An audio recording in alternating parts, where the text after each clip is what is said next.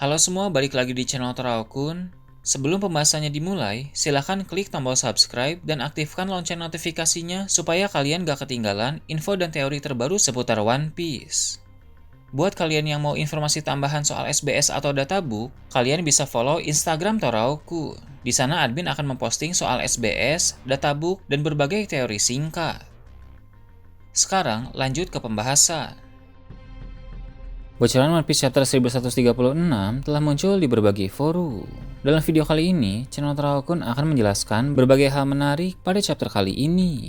Chapter kali ini berjudul Tanah yang Menanti Matahari. Cerita dimulai dengan memperlihatkan para raksasa yang sedang membicarakan tentang Dewa Matahari, sehingga kita bisa mengetahui hal yang menarik dari pembicaraan ini. Sebagian raksasa percaya bahwa Dewa Matahari akan menjadi pembebas, namun sebagian raksasa lainnya percaya bahwa Dewa Matahari sebenarnya akan menjadi penghancur. Jadi pandangan dan kepercayaan orang terhadap sang dewa itu tidak selalu sama, melainkan ada dua versi berbeda. Selama ini kita hanya berpikir bahwa Nika adalah sang pembawa kebebasan, tanpa tahu jika ternyata ada pula kepercayaan lain bahwa Nika akan membawa kehancuran. Maka dari itu, sekarang menjadi lebih jelas mengapa Loki yang mengaku-ngaku sebagai Dewa Matahari pernah bilang pada Luffy beberapa waktu yang lalu bahwa dia akan menghancurkan dunia. Itu karena Loki menganut kepercayaan tentang Dewa Matahari sebagai sosok penghancur, bukan pembebas seperti yang dipercaya oleh sebagian orang lainnya.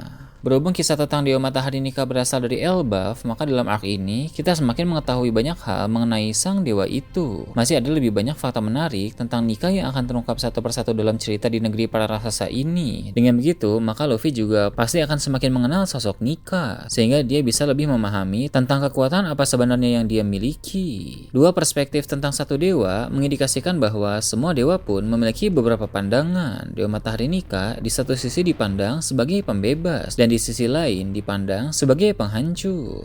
Dewa hutan, dewa hujan, dan dewa bumi juga sama. Ada yang memandangnya secara positif dan ada pula yang memandangnya dengan negatif. Namun meski begitu, setelah Luffy menyelamatkan Elbaf dari kehancuran, maka orang-orang yang memandang Nika sebagai penghancur akan merubah perspektifnya dan sama-sama setuju bahwa Nika adalah sosok pembebas.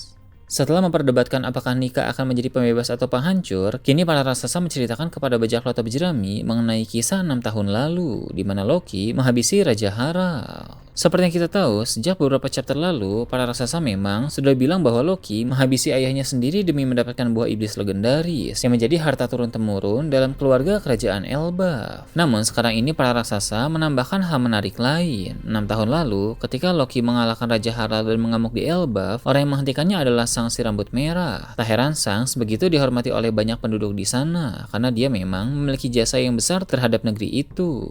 Walaupun sang adalah orang luar, tapi dia bisa dianggap sebagai pahlawan di Pulau Elbaf. Bila kita ingat kembali, Angkatan Laut pernah bilang bahwa Shanks mulai diakui sebagai Yonko 6 tahun lalu. 6 tahun yang lalu adalah waktu yang sama ketika dia mengalahkan Loki. Hal ini bukan kebetulan, melainkan memang berkaitan satu sama lain. Pemicu utama Shanks menjadi Yonko adalah karena dia berhasil mengalahkan Loki, sama seperti Luffy yang diakui sebagai Yonko ketika dia berhasil mengalahkan Kaido. Jadi di sini diketahui bahwa Loki juga di masa lalu merupakan sosok yang sangat berpengaruh di kalangan dunia kriminal, sehingga ketika Shanks mengalahkannya, Shanks langsung diakui sebagai Yonko.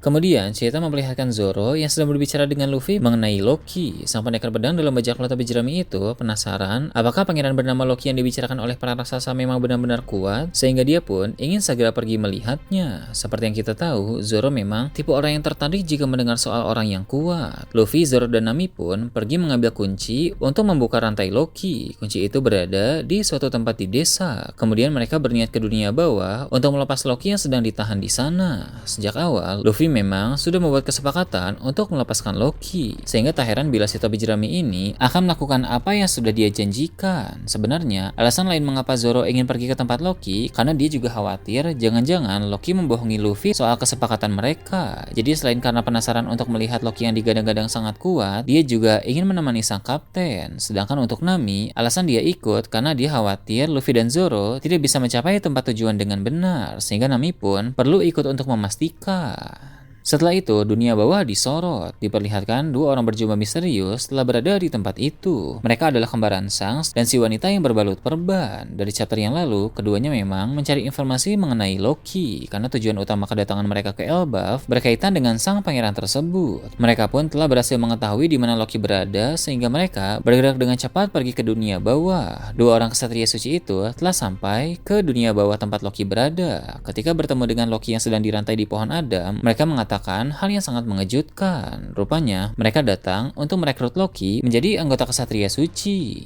Ini sangat menarik, sebab sebelumnya banyak orang mengira bahwa syarat untuk menjadi kesatria suci harus berasal dari kalangan Tenryubito. Namun ternyata, tak harus Tenryubito yang bisa menjadi kesatria suci, tapi juga bisa dari orang luar asalkan dia sangat kuat dan dapat berguna untuk pemerintah dunia. Loki merupakan orang dengan reputasi yang cukup menakutkan. Pada masa lalu, dia telah melakukan berbagai hal luar biasa dan mengukir nama besar di dunia yang membuat dia mendapatkan bounty spesial dari pemerintah dunia sebesar 2,6 miliar beri. Maka dari segi kualitas kekuatan, layak untuk direkrut menjadi anggota kesatria suci yang baru. Tapi seperti yang bisa kita tebak, Loki tentu menolak tawaran itu. Dia sama sekali tidak berniat menjadi salah satu dari para kesatria suci yang bekerja untuk pemerintah dunia. Sepertinya pihak pemerintah dunia tidak menyelidiki lebih dalam tentang sifat dan karakter Loki terlebih dahulu. Sosok seperti Loki tentu akan menolak tawaran tersebut karena Loki adalah orang dengan prinsip yang sangat kuat. Para raksasa biasa saja memiliki prinsip yang sangat kuat dan tidak mudah tunduk kepada musuh. Apalagi Loki yang merupakan pangeran Elbaf, tentu prinsipnya tidak akan bisa digoyahkan oleh siapapun. Mendengar sebuah penolakan jelas membuat kesatria suci langsung tersinggung. Mereka tak bisa terima bila rencana dan tujuan mereka gagal di sana. Kesatria suci yang merupakan kembaran Shanks tentu tidak mau membuat ayahnya yaitu Garling Vigeland menjadi kecewa. Garling kini sudah diangkat menjadi Gorosei baru, dan jika kembaran Shanks yang kini menjadi pemimpin kesatria suci yang baru gagal menjalankan misi, tentu itu juga akan mempermalukan Garling di hadapan Gorosei lain. Bagaimanapun juga, misi untuk merekrut Loki ke dalam kesatria suci harus berhasil, entah pakai cara apapun atau kekerasan apapun.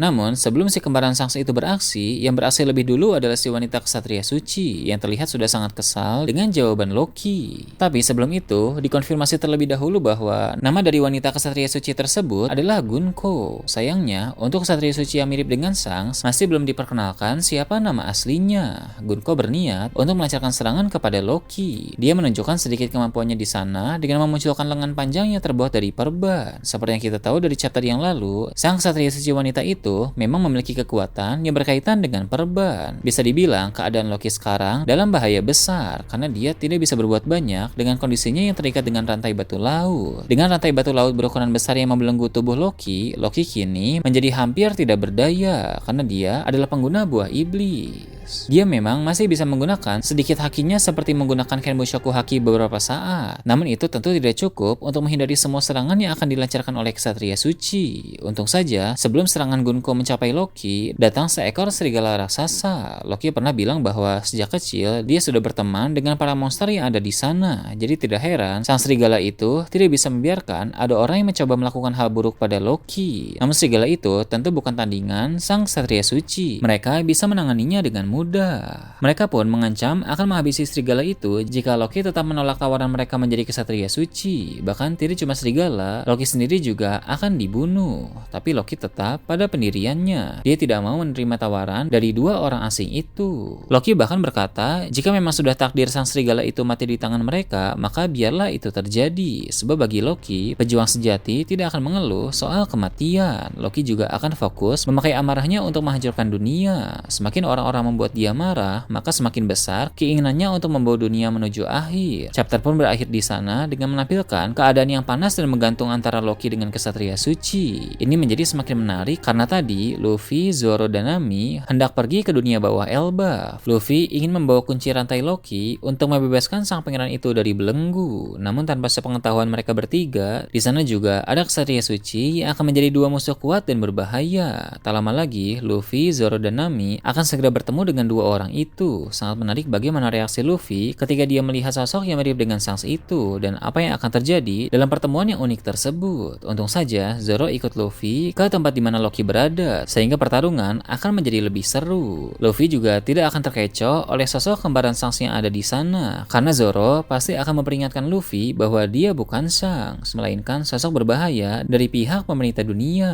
pertarungan yang epik akan segera berlangsung di dunia bawah dan Loki pun akan segera lepas dari sana. Apapun yang terjadi, Loki tidak akan bergabung ke dalam Ksatria Suci. Malah lebih memungkinkan Loki akan menjadi rekan Luffy dalam arc Elbaf ini.